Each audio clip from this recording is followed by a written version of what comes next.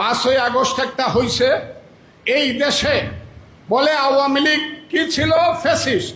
আমিও বললাম ফ্যাসিস্ট, কারণ আমি এত কথা বলছি হাসিনা সরকার ফ্যাসিস্ট, কিন্তু ফ্যাসিস্টের একটা নেতৃত্ব ছিল প্রত্যেক জায়গাতে। সারা বাংলাদেশের প্রত্যেকটা থানায় ফ্যাসিস্ট হইলে একজন নেতা ছিল, মানুষ বিপদে পড়লে ওই লোকটার কাছে যাইতে পারত। প্রত্যেক এমপি এলাকায় একজন এমপি ছিল, ইলেক্টেড অর নো ইলেক্টেড, সেইখানে গিয়ে মানুষ কথা বলতে পারত। সব জায়গাতে একটা নেতৃত্ব ছিল, সমস্ত জায়গাতে প্রশাসনিক দক্ষতা ছিল। আজকে এই দেশটা তো কোনো দেশ না ভাই। এই দেশের নেতা কে? কে এই দেশের নেতা? ইউনূস সাহেব একরকম কয়, উনি নোবেল লরিয়েট।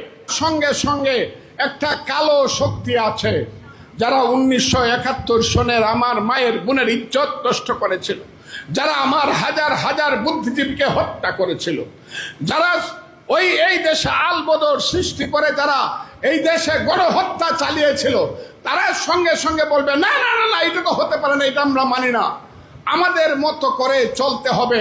এই দেশ হবে আফগানিস্তান, এই দেশ হবে সিরিয়া, এই দেশ হবে লিবিয়া লেবানন, এই দেশ হবে জঙ্গিদের দেশ।